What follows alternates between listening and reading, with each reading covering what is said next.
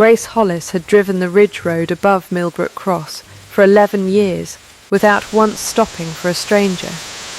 and she broke that rule on a Tuesday in October for a man who could not tell her his own surname. The rain had come down since noon, the kind that did not fall so much as arrive, and the Land Rover's wipers dragged a thin complaint across the glass as she came round the bend above the ford. He was standing in the headlights with his jacket held over his head like a boy waiting out a school bell, and something about the stillness of him, the way he did not wave or shout, made her slow when every instinct told her a woman alone on a flooded lane at 9:30 had no business slowing for anyone. She wound the window down 2 inches. Water ran off the sill and onto her wrist. He said his car had gone into the bank avoiding a deer, that his phone had no signal up here, that he needed to get to the hall before they shut the gate for the night. And he said it all in the unhurried voice of a man who had never once in his life had to raise his voice to be heard, which she noticed and did not yet understand. She told him to get in before he drowned where he stood.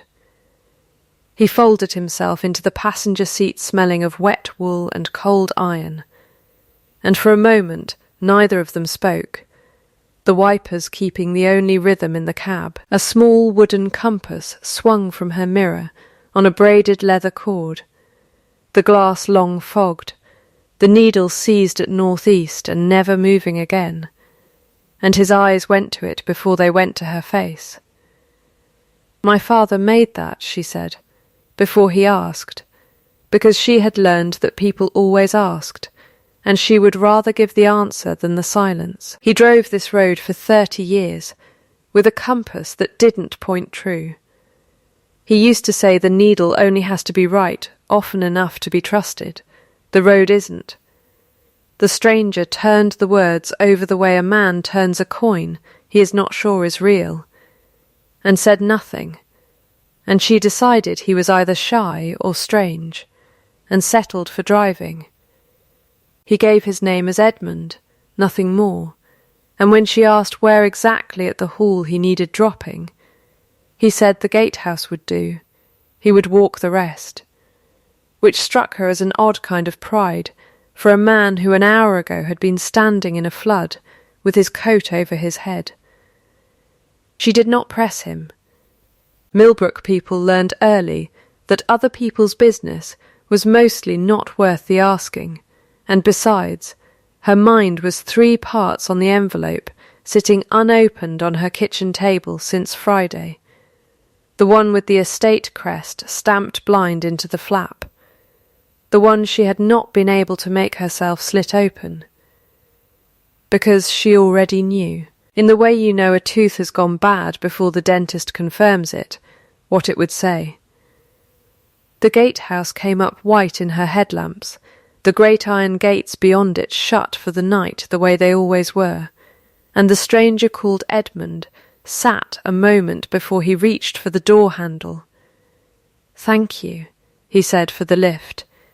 and for not asking why a man is walking a flooded road after dark, and she said, mildly, that she had assumed he had his reasons, same as everybody did,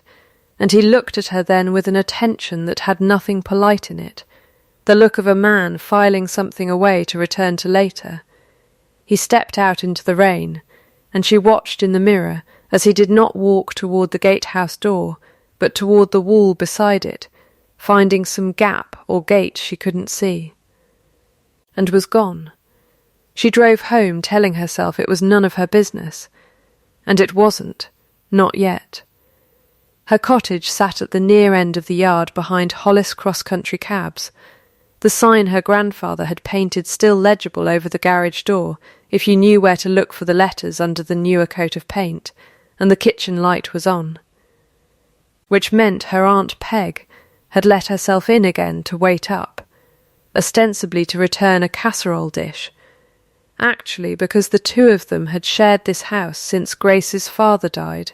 and neither of them much liked an empty kitchen after dark. Peg had the estate letter in her hand when Grace came through the door, dripping, and she did not apologise for having opened what was addressed to her niece, because apologising was not a thing Peg did on principle. "It says they're reviewing the leases," Peg said, setting the kettle on without being asked. "The old ones. The ones your granddad's granddad signed." "Says nothing's decided. Says a great many things say nothing's decided right before something is decided very fast indeed." Grace took the letter and read it standing at the sink with her coat still on, water pooling at her boots. And there among the estate solicitor's careful paragraphs was one sentence that would not stop repeating itself in her head long after she had gone up to bed. That in light of changing circumstances at Ashford Hall, all historic tenancy and passage arrangements were to be formally reassessed, effective the new year. She thought of the man on the Ridge Road, of his good coat ruined and his unhurried voice, and told herself the two things had nothing to do with each other, and lay a long time listening to the rain easing off the slates before she believed it enough to sleep, and was still only half right. 3 hours after she had dropped him at the gatehouse, headlamps swept the yard, too smooth and too bright for any vehicle Millbrook Cross had ever produced, and someone knocked at her door with the particular confidence of a man who had never once in his life wondered whether a door would open to him. Grace came down in her dressing gown, with a rolling pin she did not intend to use but felt better holding, and opened the door to find the stranger from the Ridge Road standing under her porch light in a dry coat that was not the one he'd been wearing 3 hours before, with a car behind him she did not recognise, and a driver in it who very carefully did not look at either of them. He had come, he said, to thank her properly, and to apologise because he had let her drive him the length of the parish without telling her who he was, and that had not been kind of him, whatever else it had been.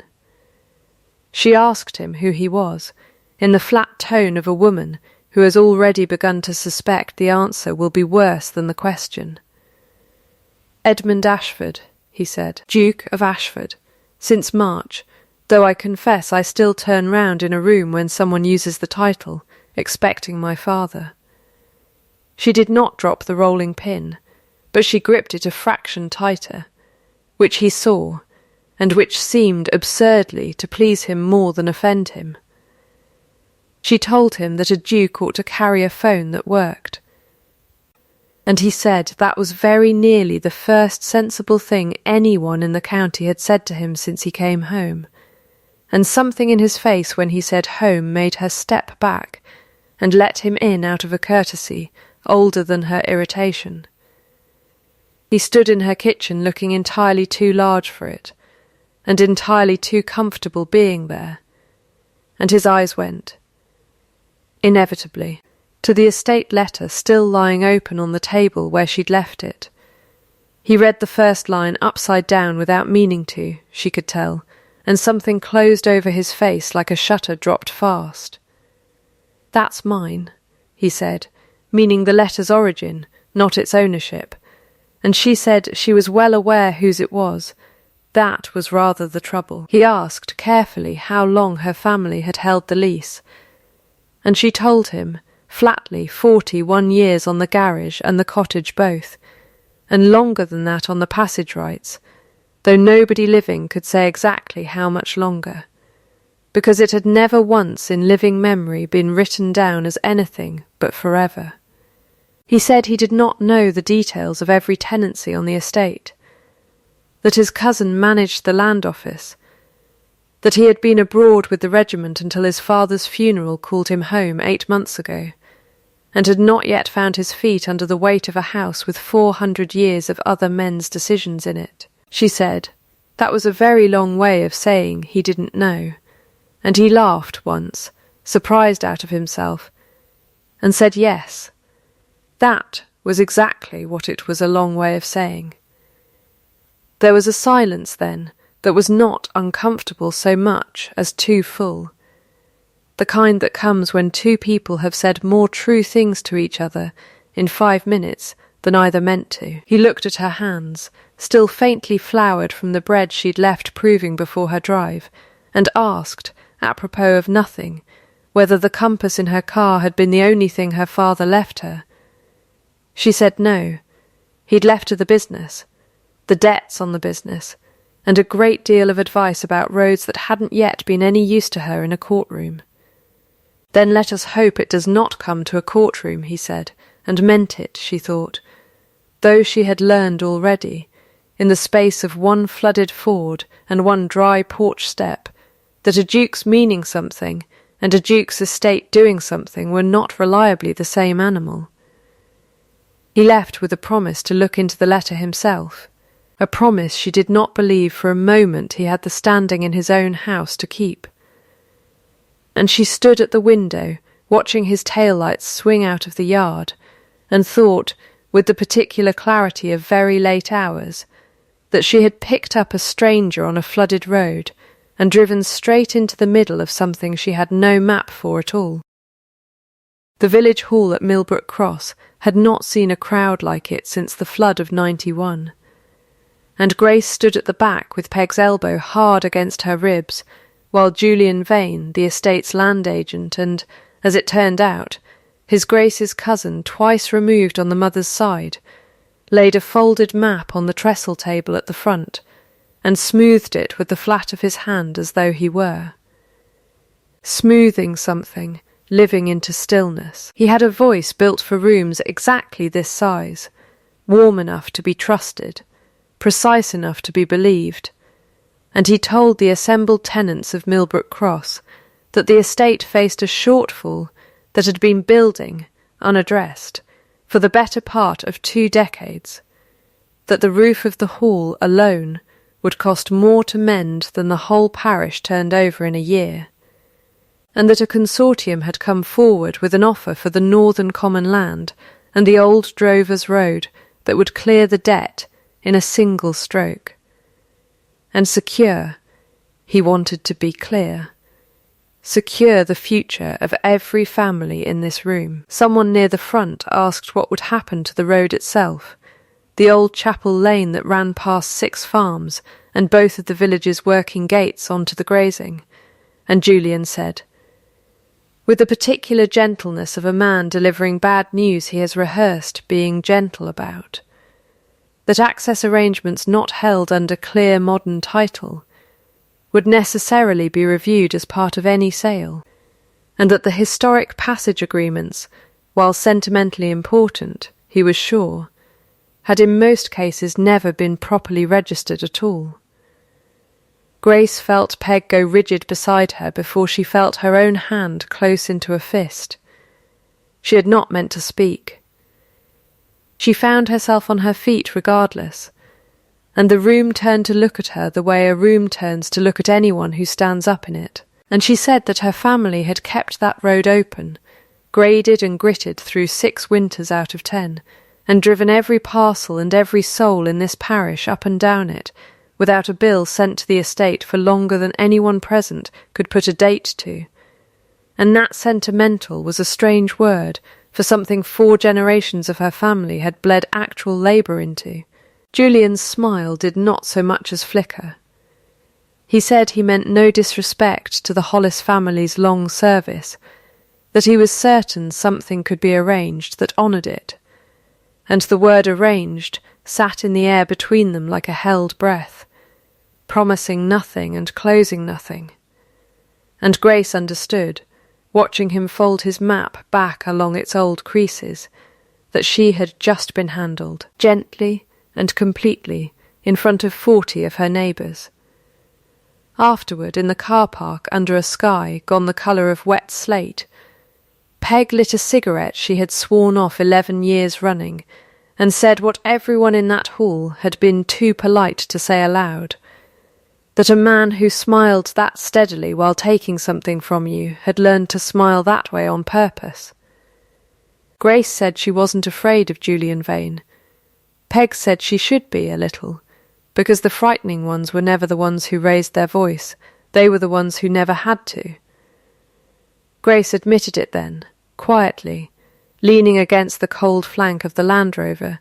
that it was not the money that frightened her, though God knew the money frightened her plenty. It was the thought of losing the one thing her father had actually managed to leave whole. The garage with his name still ghosted under the paint. The road he'd kept open with his own 2 hands through every winter he'd had left in him. Peg did not offer comfort, because comfort was not in her line. But she put her hand flat on Grace's back for exactly as long as it took to say that Hollis's had outlasted worse than a land agent with a good haircut, and that was, in its way, comfort enough. He came to the garage 3 days later without the car and driver, on foot, in boots that had clearly done some walking already, and found her elbow deep in the guts of a neighbour's tractor, with her hair tied back and greased to the wrist, and he stood in the doorway a while before she noticed him. Which she found, once she did notice, more unsettling than if he'd announced himself. She wiped her hands on a rag, and told him bluntly that if he'd come to apologise again she hadn't the time for it. She had 4 jobs backed up and 1 Duke's cousin trying to take her road. He said he hadn't come to apologise. He'd come to ask her to drive him round the estate boundary, because he did not trust his cousin's account of which lanes were which, and because, if he was honest, and he seemed to find honesty a slightly unfamiliar exercise, he did not know his own land as well as the woman standing in front of him did, and he would rather learn it from someone who'd graded it with a shovel than from a map drawn by a surveyor who'd never once got mud on his boots. She agreed, mostly, she told herself, for the fee, though the fee was never once mentioned by either of them the whole afternoon. They drove the boundary in her Land Rover, with the compass swinging between them, and somewhere past the second gate he told her, without her asking, about his father. A man who had run the estate the way he'd run everything, by never explaining a decision to anyone and dying before he'd explained the worst of them to his own son, and about 8 years with the regiment that had taught him how to hold a line, and nothing at all about how to hold a household ledger. She told him, in turn, about her own father, who had taught her to read an engine and a road, and, she was coming to suspect, a person, by the same method, which was patience and getting your hands dirty and never once trusting a thing that couldn't be checked. He asked whether that included him. She said the jury was still out. They stopped at the ford where she'd found him, the water down now to a brown trickle over the stones, and he stood looking at it a long moment before he said that his family had a story about this exact spot, an ancestor pulled from a flood by a Hollis 200 years back, that it was the reason, or part of the reason. The old passage rights existed at all, though nobody in his lifetime had ever bothered to write down more than the fact of it. She said her grandmother used to say something about a ford and a debt, though she'd always taken it for one of the old woman's stories, the kind told to children to make an ordinary road feel important. Perhaps it isn't only a story, he said, and there was something in the way he said it, careful and a little urgent, that made her look at him properly for the first time that day. The moment did not last. A car came up the lane behind them, Julian's, unhurried, and he got out smiling before it had fully stopped, remarking that he hadn't realised his Grace had taken to touring the estate with the local haulage, and there was nothing in the sentence that could be called rude, and everything in it that was. He reminded Edmund, lightly, that Lady Cordelia Wyndham and her mother were expected at the hall for dinner that evening, that the alliance mattered more now than it had in his father's day given the state of the books,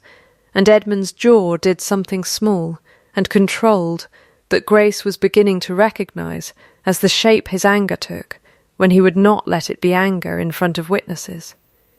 He agreed he would be back in time. Julian drove on. He stood a moment in the settling dust and said, low, mostly to himself, that he was beginning to feel like a line item in someone else's accounts, and Grace, surprising herself, said that made two of them, and something passed between them that was not quite a joke and not quite comfort but stood in for both. Before he left her that evening, he asked whether she would consider driving him for the estate business properly, on the books, because he trusted her judgment of a road further than he trusted the estate car service Julian kept on retainer, and she said yes before she had properly thought it through, which was, she would later understand, the bargain she came to regret, not because it was a bad one, but because it put her close enough to the fire to be burned by it. The discrepancy surfaced on an ordinary Thursday, the kind of small ordinary that later gets remembered as the hinge of everything. She had driven Edmund up to the old Chapel Lane to look at a stretch of road Julian's office wanted resurfaced ahead of schedule, oddly ahead of schedule, and while Edmund walked the verge with the site foreman, she waited in the cab and idly turned over a folder of papers he'd left on the seat, not snooping, she told herself, just tidying. And a loose invoice slid free with a line on it that stopped her cold. Hollis lease, ref 114, terminate for cause, not review, terminate, and for cause, which in her limited but hard-earned understanding of paperwork meant somebody somewhere had already decided there was a reason, and was simply waiting for the ink to catch up to the decision. She said nothing to Edmund that day, not because she doubted him, but because she did not yet trust the ground under either of them enough to build an accusation on it. She went instead to Peg's kitchen that evening, and laid the whole thing out, and it was Peg, stirring a pan of something that did not need stirring, who said the thing that turned Grace's evening on its head. Your grandmother used to say the paper's in the chest at St. Aldhelm's, where it's always been, because your great-great-grandfather wouldn't trust a manor safe with anything that mattered, not after what happened to the last Hollis who did. Grace asked what had happened to the last Hollis who did, and Peg admitted she didn't rightly know, only that it was always said with the same weight her grandmother gave to warnings about ice on the ford, which was to say, absolute and unexplained. The old chapel, St. Aldhelm's, sat half a mile past the ford, disused for services these 30 years but not deconsecrated, its vestry still holding, as far as anyone remembered, the parish deed chest, iron-bound and older than the building around it.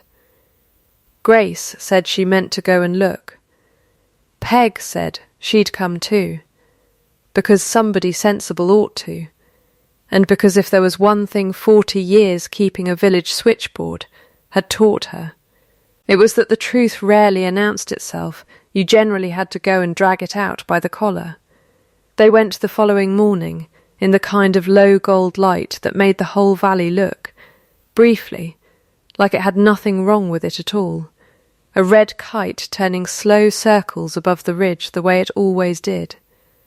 The same bird, Grace liked to think, that had watched her father drive this lane 1,000 times before her.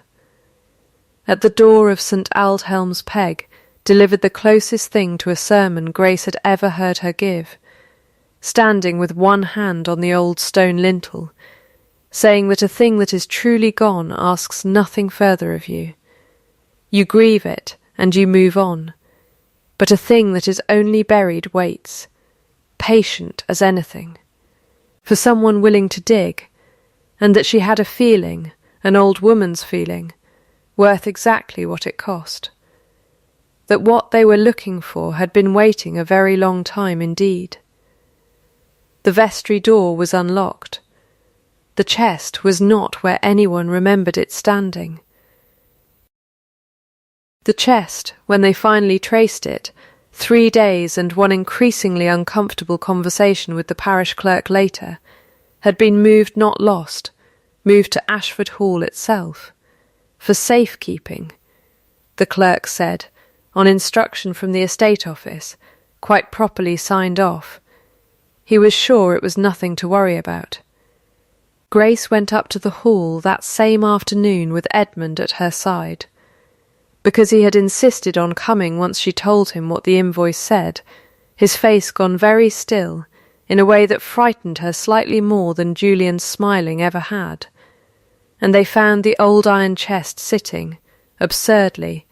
in the corner of the estate office itself, half buried under a stack of surveyor's folders. As though someone had wanted it near enough to control and far enough to forget. Julian was there, of course, and did not look surprised to see either of them, which told Grace almost as much as anything else that afternoon. He said, pleasantly, that he'd had it brought up for exactly this kind of review, that half the old documents in a parish chest that size were worm-eaten, past reading anyway, and that he was glad, genuinely glad, to have his Grace's help sorting what mattered from what didn't. Edmund asked him plainly why a termination notice had gone out on the Hollis lease before any review had actually taken place. Julian did not flinch. He said the estate was 6 weeks from missing a payment on the roof restoration that would trigger a penalty clause severe enough to force a much larger sale than anyone currently wanted. That he had spent 8 months doing the arithmetic nobody else in this family had the stomach to do. That sentiment was a luxury the balance sheet no longer extended credit for. And that he was not cruel. Whatever the village said of him, he was simply arithmetical, which the young always mistook for cruelty, because the young had never yet had to add up a column that refused to come right, no matter how you turned it. It was, Grace thought, watching him, a genuinely good argument, delivered by a man who plainly believed every word of it, and she hated, a little. That some part of her could not entirely disagree with the shape of it, even while despising what it was being used to justify. Edmund asked to see inside the chest. Julian said of course, and unlocked it himself almost too readily, and among the brittle folded parcels of parchment they found deeds and tithe records and 100 years of parish minutiae.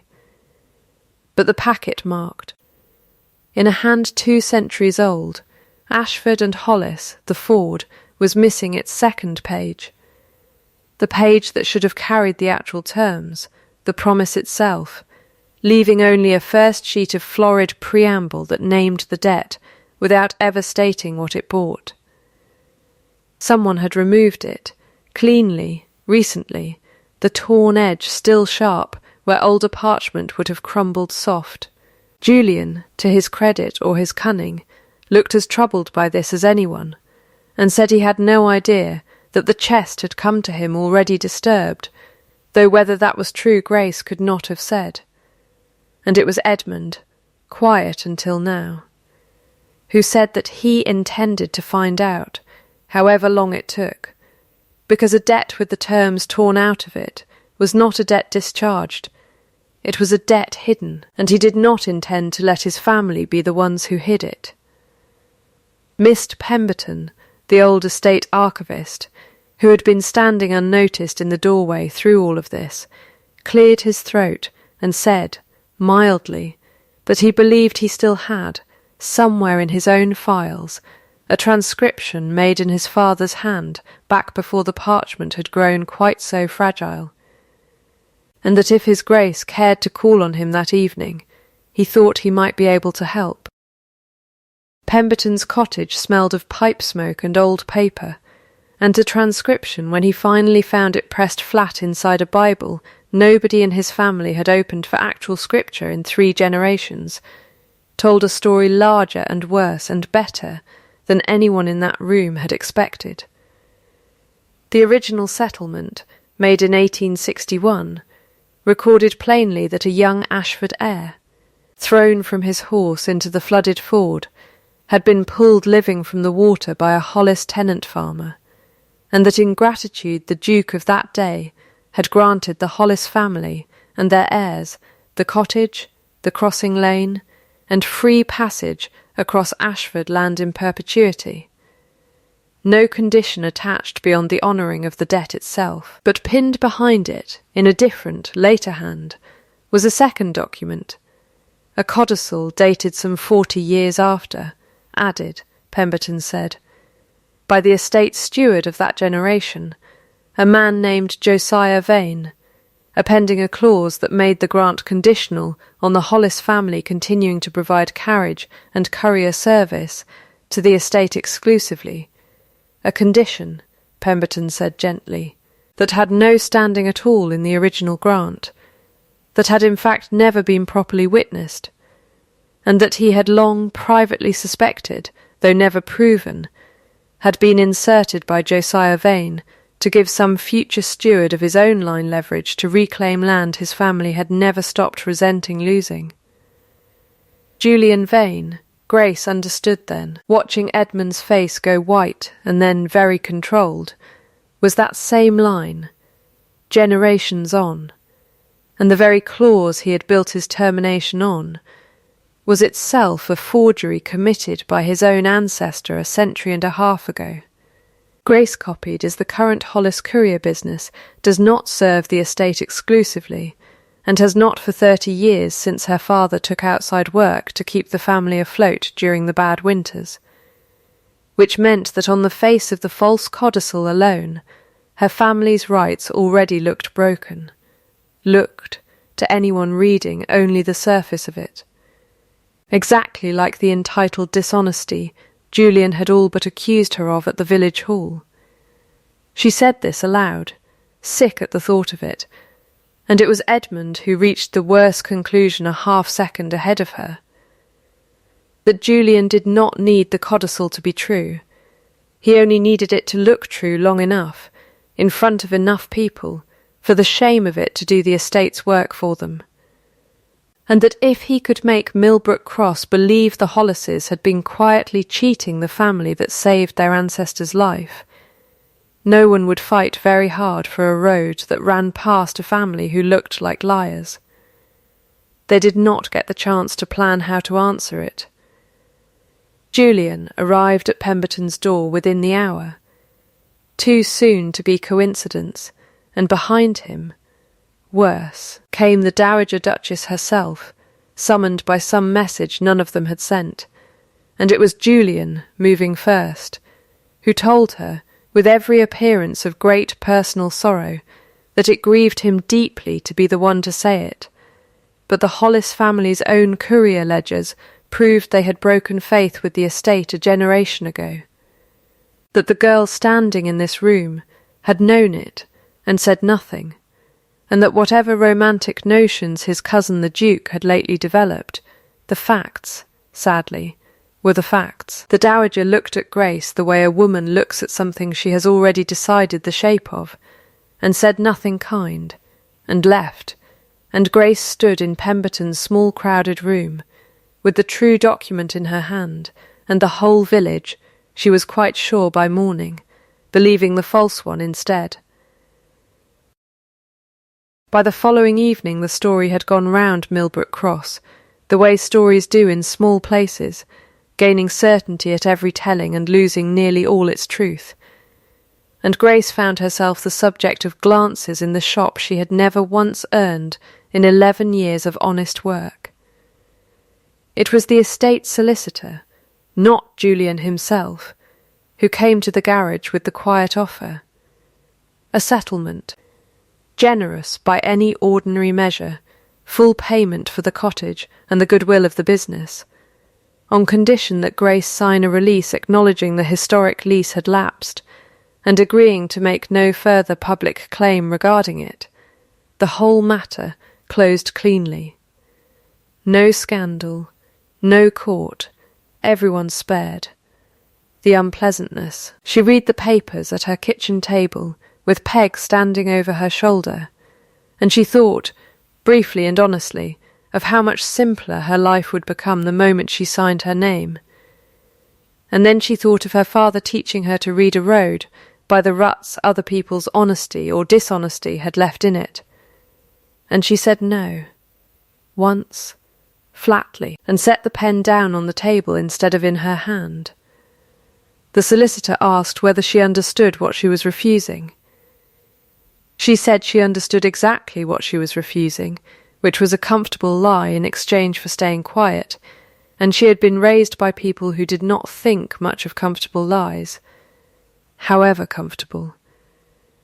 He left, without her signature. Pemberton, when she told him, said only that he had never once in 40 years of estate work seen an easy settlement offered to somebody who did not, in fact, have something worth silencing,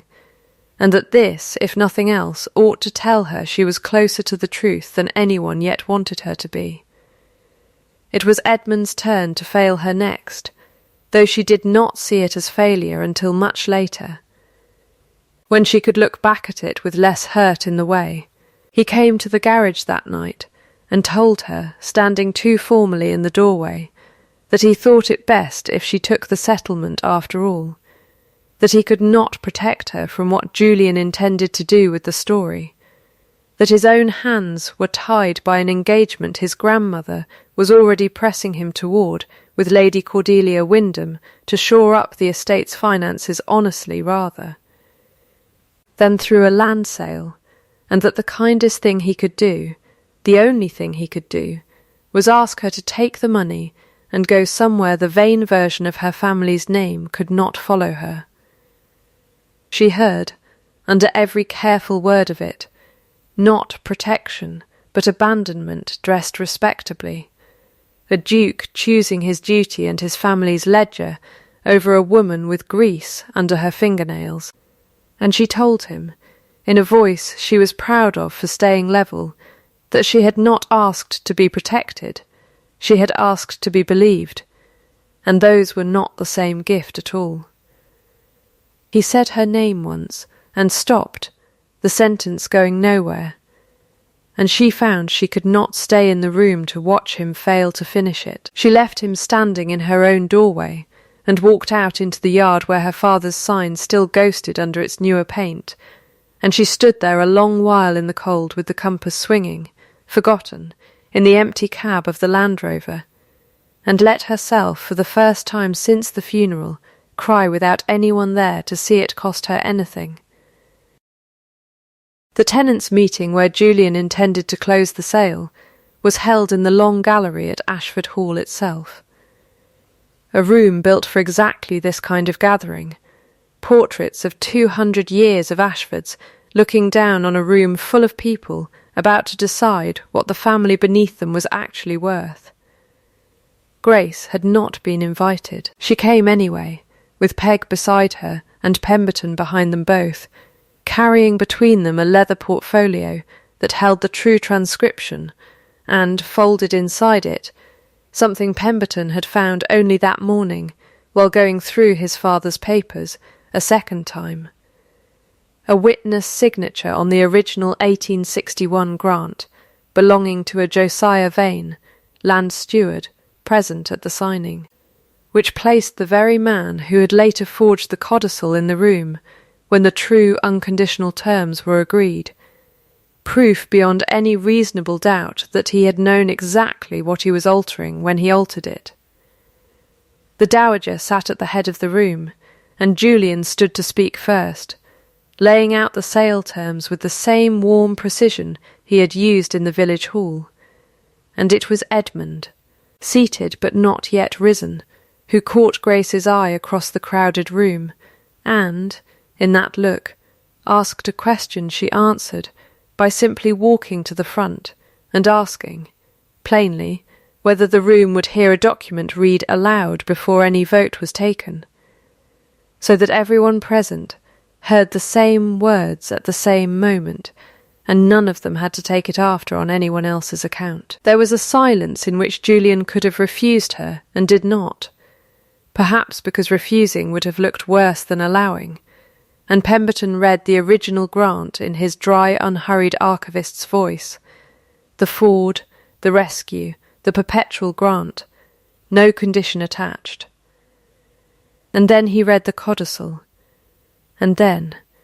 into the stillness that followed, he read the witness signature that placed Josiah Vane in that very room 160 years before,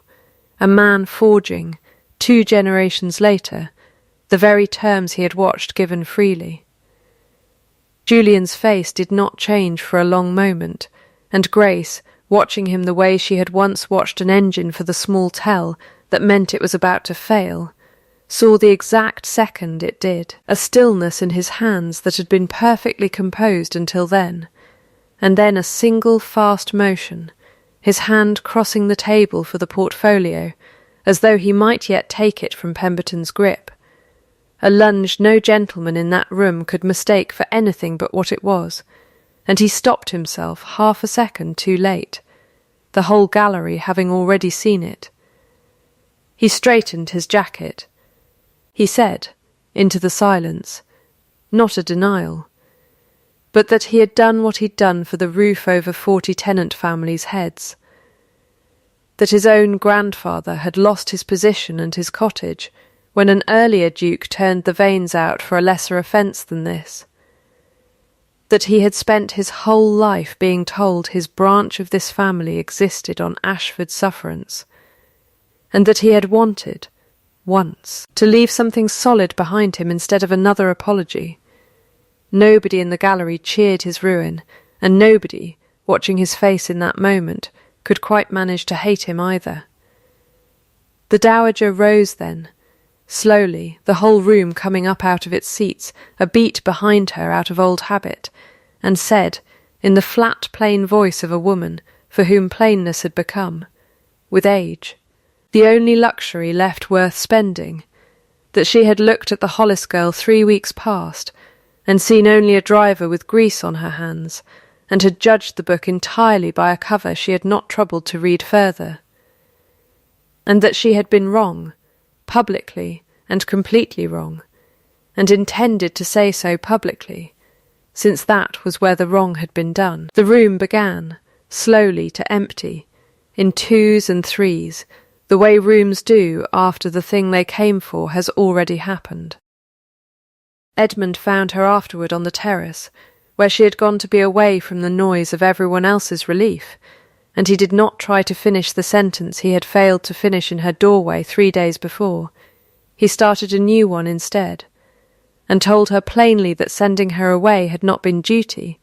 it had been fear dressed as duty. Fear that loving her would cost her everything Julian could still take before the truth caught up, and that he understood now, watching her stand in that gallery and ask the room to hear the truth read aloud, rather than take the easy money and vanish, that he had badly misjudged what kind of protecting she actually needed, which was none, only belief. Lady Cordelia Wyndham found them there a few minutes later, and said, with a dryness Grace had not expected of her, that she had come to release his Grace from an engagement neither of them had ever much wanted, that she had a man of her own in London her mother did not yet know about, and intended to marry him with or without a title attached, and that the estate's roof, as it happened, could very likely be saved without either a sale or a marriage now, that the true history of the Ford grant had made the papers, and a heritage trust had already rung Pemberton twice that afternoon asking about funding. She wished them both, with real warmth and not a trace of bitterness, considerably more luck than she and Edmund had ever had together, and left them to it. Grace told Edmund then, plainly, the terms she would need before she believed any of this was safe to want, that she would keep the garage in her own name and run it as her own business, courted or married or neither, that the road would be secured in writing this time, properly witnessed, for every family in Millbrook Cross, and not only for hers, and that she would not be sent away again, gently or otherwise, without being asked first what she herself thought she needed protecting from. He said yes to every one of them before she had finished listing them, which she told him, half laughing despite herself, was not how negotiating was meant to go. And he said he had never claimed to be good at negotiating, only at recognizing, eventually, when he had already won more than he deserved. A year on, the ridge road above Millbrook Cross had a new sign at the ford, small and unofficial, that simply read the Hollis Crossing, and Grace drove it on a clear autumn evening, with a new compass swinging from the mirror beside the old one, its needle actually true this time, a gift Edmund had made and had refused, with great satisfaction,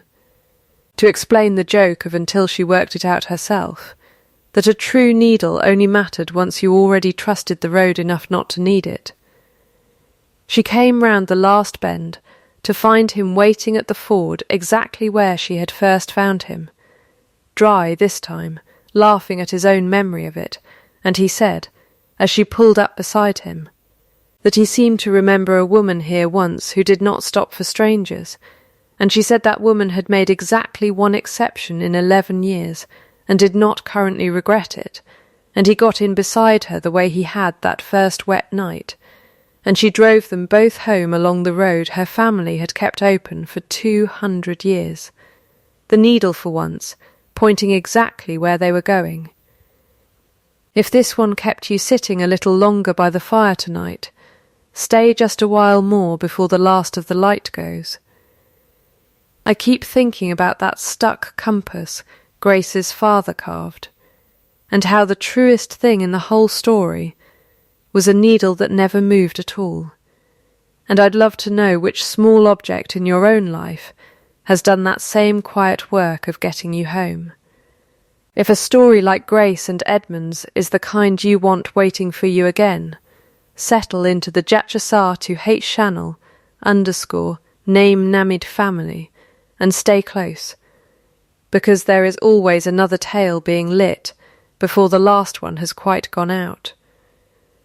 The kettle is already on for next time. Sleep well tonight, and be kind to somebody tomorrow.